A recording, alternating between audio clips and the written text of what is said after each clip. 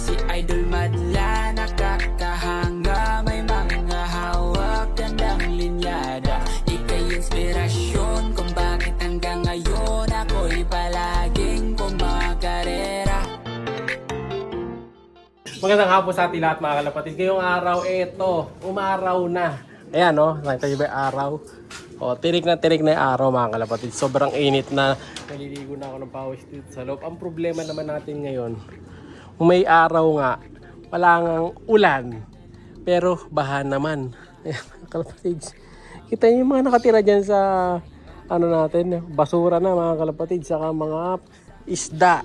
Ayan kita nyo yung isda mga kalapatid. Isda na. Maliliit na isda na yung naninirahan dito sa paligid natin mga kalapatids. Dati lamok. Ngayon, isda na. May tilapia pa dyan eh. Ayun. Ano ba yun? Ayun mga kalapatids. Ayan may isda tilapia. Kasi nga, puro tubig na. Ayan kita isda ang laki ng mata So yan ang kalagayan natin today. As of now, walang pagbabago yung tubig. Medyo bumaba naman ng konti kasi hindi na siya dumidikit masyado ron dun sa may tubo. So sana magtuloy-tuloy ang araw at mawala na yung tubig para yung loading ng kalapate natin mabalik na. Sa ngayon, cancel ang training. Ayan cancel ang training sa PRC. Doon sinasakay nating club. So ito, ngayong araw din ispapakita ko yung ibon na nakuha natin galing kay Sir Edwin Bully. So ito yung picture namin nung hawak ko yung ibon. Ayan.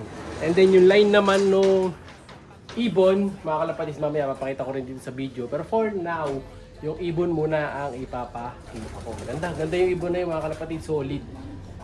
So kita nyo na sa picture, checkered white flight. So ito yun mga kalapatid. Hanapin nyo na dito yun. So ngayon ko lang papakita to after ng ilang months natin na nakuha yung ibon. And actually napakaswerte ko kasi yan, super stockbird saka nakaperso. So ang lahi niyan is J-Dite na may pasok pa ng champion doon sa mother side. So yan yung solid line niya na pinararami talaga.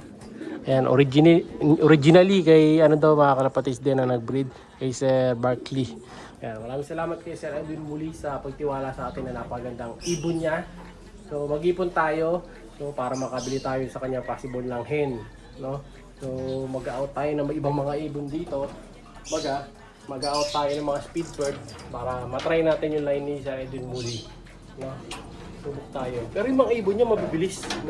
Pero sabi niya, hindi naman daw mga speedbird yung mga ibon niya mga kalapatids. Pero last time nakita ko number 2 siya sa Kalaking dun sa BBC Club. Pero sabi niya hindi nga daw speedbird. Sa condition lang daw yun bumibilis. Sabi niya. Kasi ang pagbigay daw niya ng supplements is Thursday, hindi Friday. So, iba yung technique niya. Sa atin, ito, yung mga speedbird ko dito. Ayan. Saan ba yung speedbird ko? Yun, speedbird yun. Ito.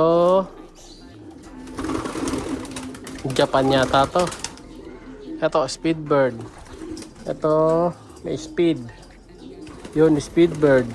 Yun, speedbird. Yun, speedbird. Yun. Saka ko napapakilala ko sino yon. Yon, saka yon. Ito may speed din. Meron tayo of color kalawang. Yan yung mga ibon natin dito. So yung ibon niya, ito mga kalapatids. Ayan. Sa wakas, i-reveal na natin yung ibon. Ayan. Ito yung ibon na binigay sa akin ni Sir Edwin Muli. Ayan. So pwede na pang-thumbnail nito is yung hawak namin yung ibon. So ito yung ibon. Gawin natin bago ko reveal yung line. Check muna pito kung nakabukas na ito. Tumakas Ito siya mga kalapatids. Titigyan muna natin bago kahawakan. Ito yung ibon mga kalapatids. Nagaling kay Sir Ed. Napakagandang ibon. J-Dite mga kalapatids. Postura na. Maporma na mga kalapatids. Naka-perso yan. Ay hindi pala yan. Yan ba? Ayan. Kala ko hindi. Siya pala yan mga kalapatids. Ayan ang pogi, mahaba ang mga nila, katawan nila Palipatin natin dito. Lipat sa kabila, boss. Yan! Dali mo, perfect. Huwag ka na lilipat. Diyan ka na lang. Ayan yung ibon mga kalapatids. Champion line yan mga kalapatids. Solid yan. Kuha natin ang picture. Yan napakaswerte ko, nakakuha tayo niya, naka-perso ring pa. Ngayon, hulihin ko na. Baka hulihin pa ng iba. Mahirap siya mga kalapatid. O yun yung ibon, pag lumilipad-lipad para makita nyo. So ilalim natin, namumuti kasi nilagyan natin to nung apog, nung loft guard. Ito yung ginagamit natin. Ayan. Loft guard lang ang sekreto dyan. Para kahit nag-uulan, yung moisture sa poops is nawawala kasi titigas yan dahil dun sa apog or royal guard na gamit natin. Ilap niya mga kalapatid. Ito siya Yan. At ang gender neto is barako. So nandito lang siya sa hen section para mag-mature muna. Kasi pag nilagay ko agad ito sa pack section natin, maaga siyang magugulpe.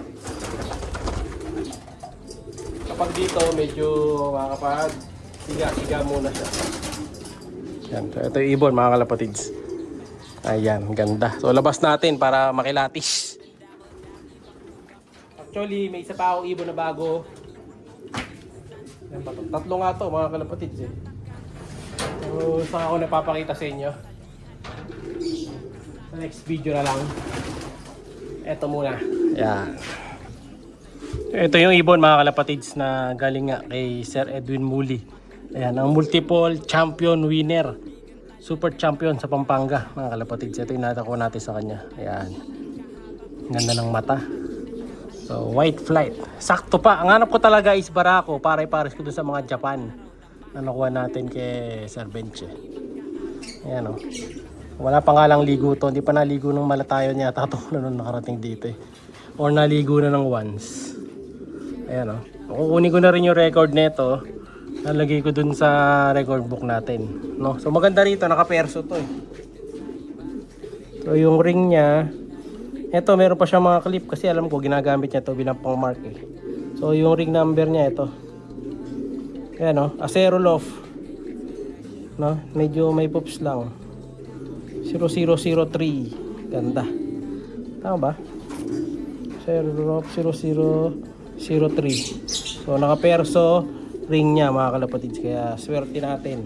Nakakuha tayo ng ganitong ibon. Solid line to mga kalapatids. And then may nakalaban pa to na kapatid, mga kalapatids. Ayan, kaya solid line itong nakuha natin. Barako siya. So magagamit natin to for breeding. Ayos. Swerte. Hindi lahat nabibigyan ng ganito kagandang ibon mga kalapatids. Kaya tayo ay buenas. Nabiyayaan tayo ng ganyang kagandang ibon. Ayan long distance bird. Nagpoops pa. Wait lang natin to mag-mature pa. Pag naglugol to, halos patapos na Ayun medyo nabara-bara ako na din siya Pero sana magbara ako nga. Kasi yung mga future na mga kapares niya dito sa loob. Marami akong future na mapapares sa kanya dito. So naghihintay sa kanya mga kapares niya dyan. Ito yung mga stitch. Ito. Ayun yung Koopman. Saka ito yung Japan. Ito. Future pares niya to yung blue bar. Tama to. Yan, future pair niya to, yung blue bar na yan. Abangan niyo yan sa next video sa mga kalapatids. And then yung next bird sa next video, eto. Siya'y kalapatistang napakagaling na kinakilala.